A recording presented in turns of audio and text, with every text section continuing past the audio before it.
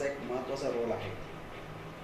आपल्याला कल्पना आहे की आपण ज्याप्रमाणे लहान मुलांना वेगवेगळे डोस देतो, लसी देतो, त्या लसी जेणेकरून त्या मुलाला भविष्यात तो रोग किंवा आजार होऊ नये म्हणून आपण देतो. त्याचप्रमाणे पिकाचं उत्पन्न चांगलं मिळायचं असेल तर आपल्याला बीज प्रक्रिया करणं अत्यंत महत्त्वाचं आहे. कारण बीज प्रक्रियेमुळेच आपण उत्तम उगवणूक त्याची होऊ शकते. ते रोग चांगलं सतेज आणि जोमदार वाढ त्याची होते. रोग आणि विविध किडींना ते प्रतिकार क्षमता त्यामध्ये येते आणि एनकेन प्रकारे पीक उत्पादनामध्ये त्याचा महत्त्वाचा रोल निश्चित राहतो. म्हणून आम्ही यावर्षी जळगाव जिल्ह्यामध्ये प्रत्येक तालुक्यातून एक गाव निवडून, लहानसं गाव, आम्ही त्या गावामध्ये बीज प्रक्रियाचा कार्यक्रम आम्ही राबवतो आहोत आणि प्रत्येक शेतकऱ्यांना पेरणी करण्याच्या आधी बीज प्रक्रिया करावीच असा आमचं मानस आहे. धन्यवाद. या खरीप हंगामामध्ये आत्मा योजनेअंतर्गत बीज प्रक्रिया मोहीम जी राबवण्यात आली, बीज प्रक्रिया मोहीम राबवताना आपण कशा पद्धतीने काळजी घेतली पाहिजे या संदर्भामध्ये शेतकऱ्यांना मार्गदर्शन व्हावं म्हणून प्रचार व प्रसिद्धी करण्यासाठी एक घडीपत्रिका किंवा भिंतीपत्रिका तयार करण्यात आलेली होती.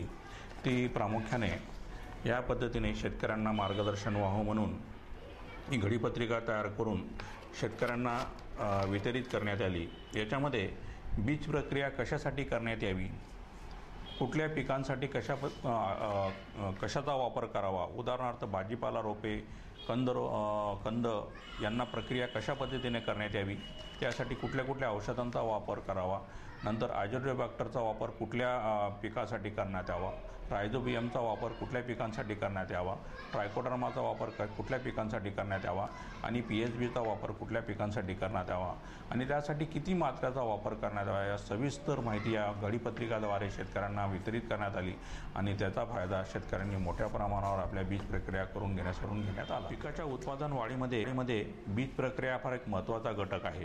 कारण बीज प्रक्रिया केल्यामुळे बियाण्यामध्ये उत्तम उगवण होते, बियाण्याची रोगप्रतिकारशक्ती वाढते आणि पिकामध्ये जोमदार आणि तजेदार वाढ होते. हे महत्त्व ओळखून यावर्षी आत्मा योजनेअंतर्गत प्रत्येक तालुक्यातील एका गावाची निवड करण्यात आली.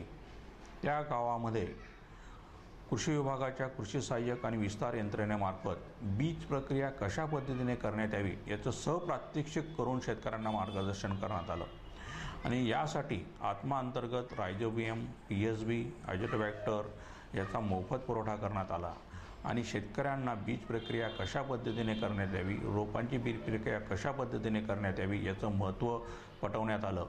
कारण बीज प्रक्रिया केल्यामुळे साधारणतः उत्पन्नामध्ये 25 ते 30% वाढ होते आणि ह्या बीज प्रक्रिया केल्यामुळे शेतकऱ्यांचा उत्पादन वाढीसाठी हातभार लागू शकतो. हे महत्त्व ओळखून आत्मा योजनेअंतर्गत हा कार्यक्रम राबवण्यात आला आणि या कार्यक्रमाला चांगल्या प्रकारे प्रतिसाद मिळाला.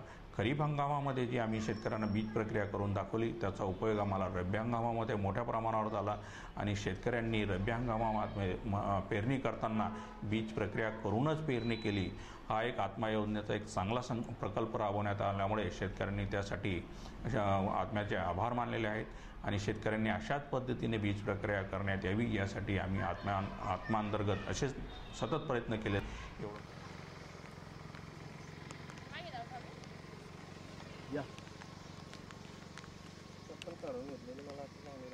खरंच काय पूर्ण होते ना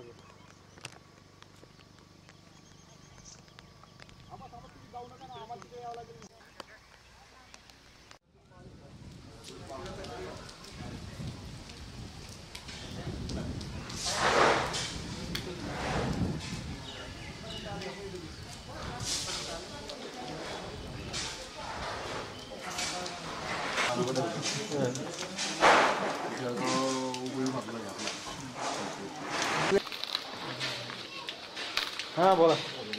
कपाशी फक्त लागवड झाली आहे, बाकीची जी आहे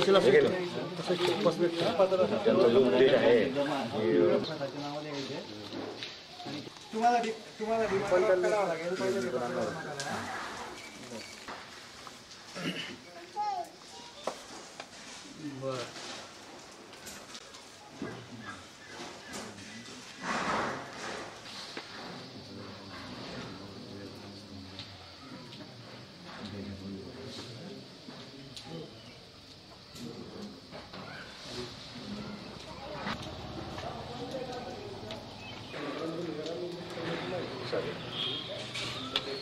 वापरत असताना टॅग कुठल्या पिशवीचा आहे काय हा प्रॉब्लेम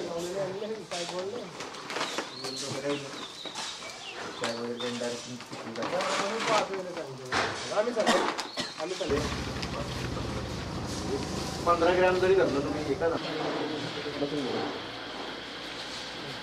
बसून घेतो आपल्या गावामध्ये म्हणजे मंगलवाडी येथे 100% ट्रीटमेंट गाव ज्याला म्हणतो आपण म्हणजे 100% बीज संस्करण केलेलं गाव आत्मा अंतर्गत आपल्याला ती योजना आपल्या गावामध्ये राबवायची आहे. तर या ठिकाणी आपले जळगाव उपविभागीय कृषी अधिकारी श्री खळे साहेब या ठिकाणी उपस्थित झालेले आहेत. तर त्यांचं मी या ठिकाणी शब्दसुमनाने स्वागत करतो. नंतर आपले तालुक्याचे तालुका कृषी अधिकारी श्री भारंडे साहेब या ठिकाणी उपस्थित झालेले आहेत. त्यांचे या ठिकाणी मी स्वागत करतो. मंडळ कृषी अधिकारी श्री GS पाटील साहेब या ठिकाणी आलेले आहेत. त्यांचंही या ठिकाणी मी स्वागत करतो.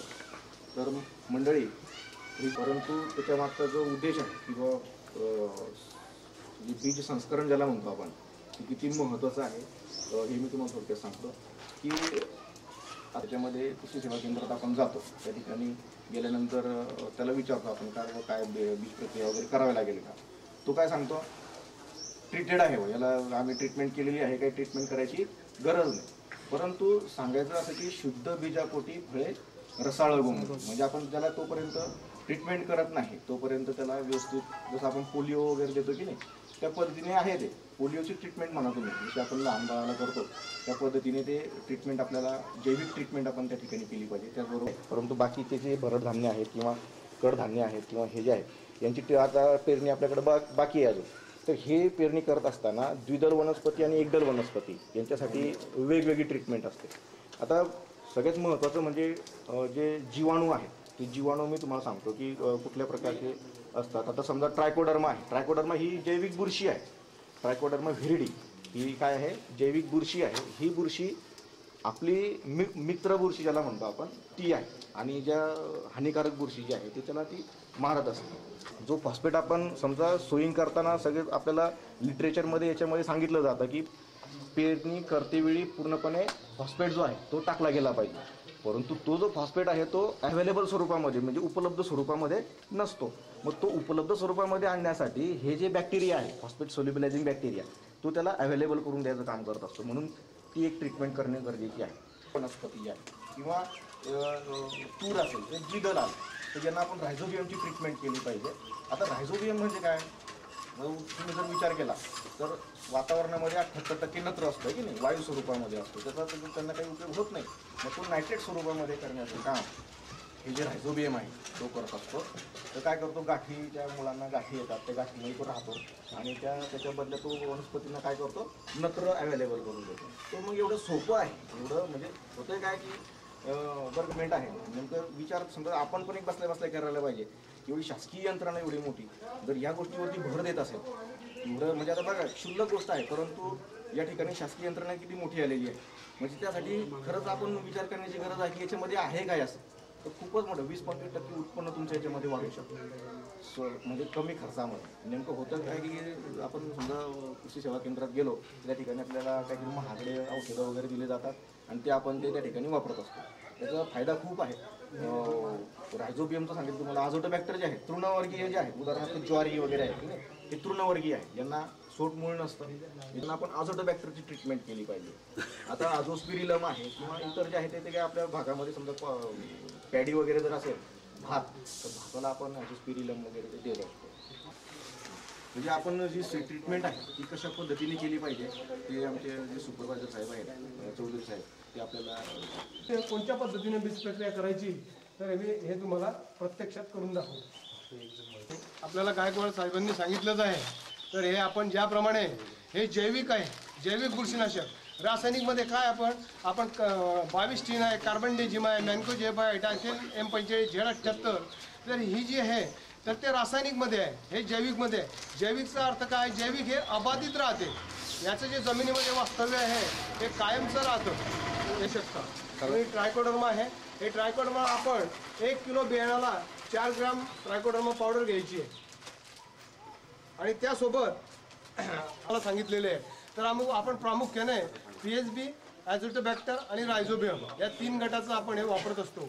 तर मला असं वाटतं PHBचा आपण केळीच्या याला खूप चांगल्या प्रकारे अनुभव घेतलेला आहे. त्यामुळे आपल्या भागामध्ये केळीचे शेतकरी फार मोठ्या प्रमाणात, नाहीतर आमच्या शासनाचं आलेलं सुद्धा आपण अनुदानाला घ्यायला हे करायचे. तर आता तर तुम्ही दुकानातून मोठ्या प्रमाणात आणायला लागलेले आहे. आम्ही दुकानामध्ये बघतो हे पाकिट ठेवलेले आहे दुकानावरती सुद्धा, त्यावरती दिलेलं आहे 10 किलो बियाण्याला 250 ग्रॅमचं पाकिट आपण याला बीज प्रक्रियेसाठी घेऊ शकतो.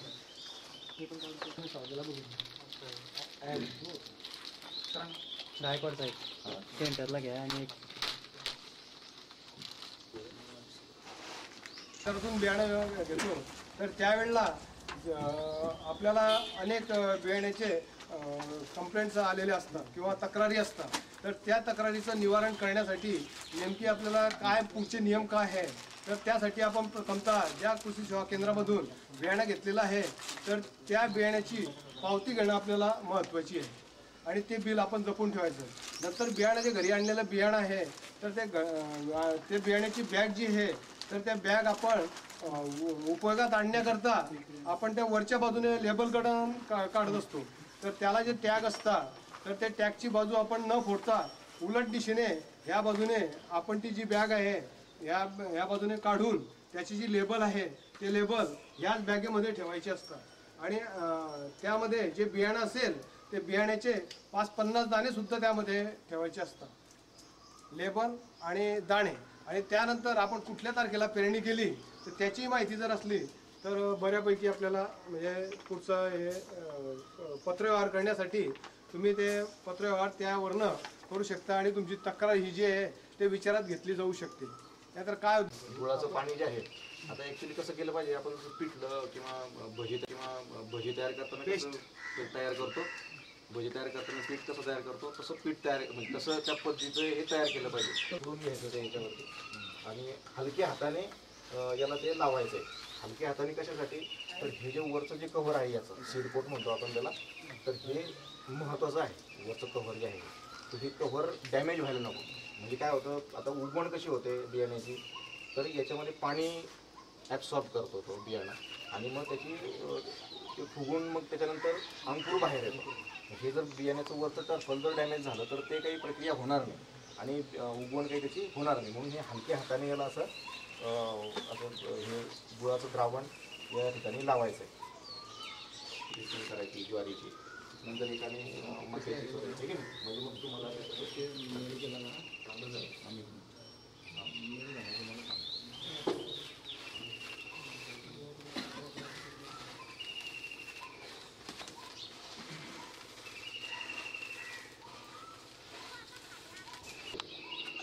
जी बुरशी आहे जी आपण वापरणार आहोत त्याची वाढ या ठिकाणी जास्त चांगली 12 ग्रॅम आपल्याला घ्यायचं आहे. म्हणजे आपण अंदाजे त्याच्यामध्ये बस एवढं खूप जास्त बस.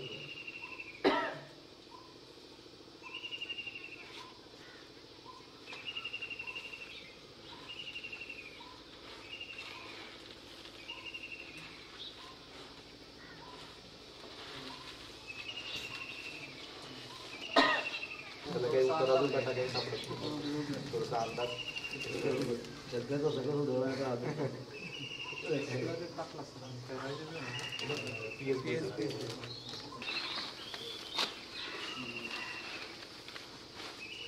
आणि सोनपटावरती त्याला वाळू द्यायचं 1-2-3 तास अगोदर, पेरणीच्या अगोदर.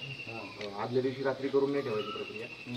सकाळी त्यानंतर 4 वाजता उठले पेरण्याची शेती सुकवून मग नंतर मग त्याला पेरायचं. आता आपल्याकडे कपाशी टोकूनच पेरतात काय असं म्हणजे पाभरीमध्ये टाकत नाही. नेमकं काळजी अशी घ्यायची की पाभरीमध्ये ज्यावेळेस आपण ही ट्रीटमेंट करतो तर त्या पाभरीमध्ये चिकटपणा जो आहे त्याच्यामध्ये अटकू शकतो तो. म्हणजे जर तुम्ही हरभरा वगैरे कोणी करतच नाही म्हणजे ते पाभरीमध्ये अटकून जातं. ते महाग असल्यामुळे ते बरोबर टोकूनच दिले त्याच्यामुळे ते अडचण हायब्रिड त्याच्यानेच फिरतो पण कपाशी कोणी करत नाही.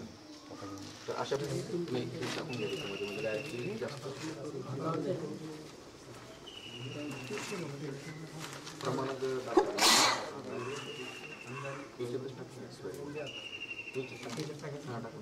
ते PSB आणि हे टाकून घेऊ म्हणजे ते जास्त पद्धतीने चांगल्या पद्धतीने लागेल.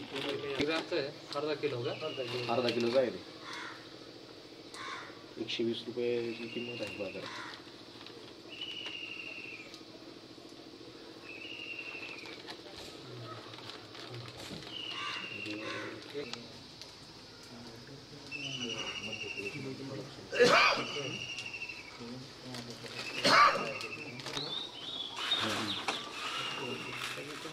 तिथं मिक्स करून घ्या.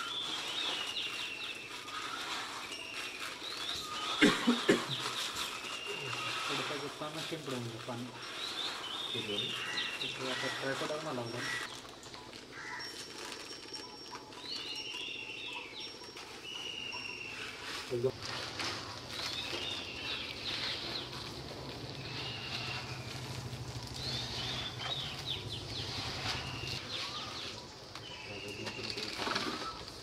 आणि मग त्या मुळाच्या वाढीसाठी त्याचा उपयोग होतो, झाडाच्या वाढीसाठी. नंतर मग ते क्रॉप काढल्यानंतर सुद्धा म्हणजे पीक काढल्यानंतर सुद्धा जमिनीमध्ये त्याचं प्रमाण राहतं. जो आहे त्याचा आणखी एक फायदा आहे. साहेबांनी सांगितल्याबद्दल बेवड जो आहे जो त्या ठिकाणी जमिनीमध्ये त्याचा राहत असतो. खूप असं हां सगळं